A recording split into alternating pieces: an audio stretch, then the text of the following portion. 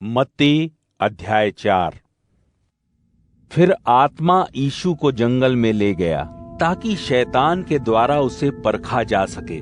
40 दिन और 40 रात भूखा रहने के बाद जब उसे भूख बहुत सताने लगी तो उसे परखने वाला उसके पास आया और बोला, यदि तू परमेश्वर का पुत्र है तो इन पत्थरों से कहो कि ये रोटियां बन जाएं।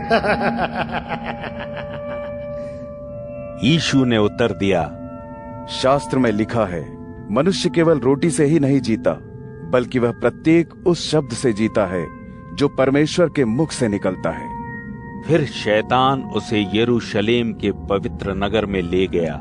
वहां मंदिर की सबसे ऊंची बुर्ज पर खड़ा करके उसने उससे कहा, यदि तू परमेश्वर का पुत्र है तो नीचे कूद पड़, क्योंकि शास्त्र में लिखा है, वह तेरी देखभाल के लिए अपने दूतों को आज्ञा देगा और वे तुझे हाथों हाथ उठा लेंगे ताकि तेरे पैरों में कोई पत्थर तक ना लगे।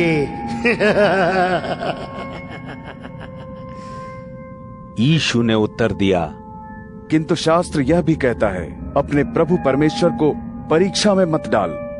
फिर शैतान यीशु को एक बहुत ऊंचे पहाड़ पर ले गया और उसे संसार के सभी राज्य और उनका वैभव दिखाया। शैतान ने तब उससे कहा, ये सभी वस्तुएं मैं तुझे दे दूंगा यदि तो मेरे आगे झुके और मेरी उपासना करे। फिर यीशु ने उससे कहा, शैतान दूर हो, शास्त्र कहता है, अपने प्रभु परमेश्वर की उपासना कर और केवल उसी की सेवा कर। फिर शैतान उसे छोड़कर चला गया और स्वर्गदूत आकर उसकी देखभाल करने लगे। यीशु ने जब सुना कि यूहन्ना पकड़ा जा चुका है तो वह गलील लौट आया, परंतु वह नासरत में नहीं ठहरा और जाकर कफरनहूम में, जो जबूलून और नप्ताली के क्षेत्र में गलील की झील के पास था, रहने लगा। यह इसलिए हुआ कि परमेश्वर ने भविष्यवक्ता यशायाह के द्वारा जो कहा वो पूरा हो।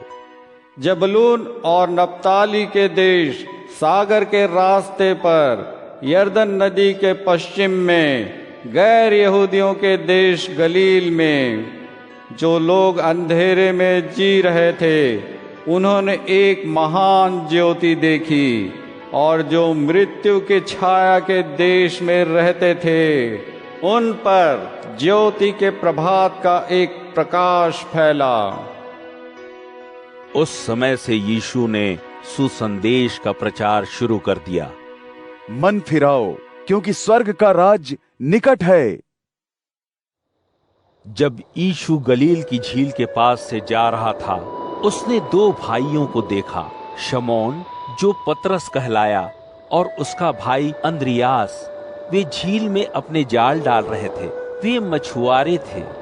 यीशु ने उनसे कहा, मेरे पीछे चले आओ, मैं तुम्हें सिखाऊंगा कि लोगों के लिए मछलियां पकड़ने की बजाय मनुष्य रूपी मछलियां कैसे पकड़ी जाती हैं। उन्होंने तुरंत अपने जाल छोड़ दिए और उसके पीछे हो लिए।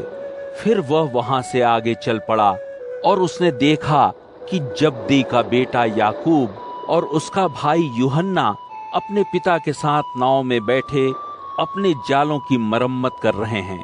यीशु ने उन्हें बुलाया और वे तत्काल नाव और अपने पिता को छोड़कर उसके पीछे चल दिए। यीशु समूचे गलील क्षेत्र में यहूदी आराधनालयों में स्वर्ग के राज्य के सुसमाचार का उपदेश देता और हर प्रकार के रोगों और संतापों को दूर करता घूमने लगा। समस्त सीरिया देश में उसका समाचार फैल गया। इसलिए लोग ऐसे सभी व्यक्तियों को जो संतापी थे या तरह तरह की बीमारियों और वेदनाओं से पीड़ित थे, जिन पर दुष्ट आत्माएं सवार थी, जिन्हें मिर्गी आती थी और जो लकवे के मारे थे, उसके पास लाने लगे। यीशु ने उन्हें चंगा किया। इसलिए गलील, 10 नगर यरूशलेम, यहूदिया और यरदन नदी पार के लोगों की बड़ी बड़ी भीड़ उसका अनुसरण करने लगी।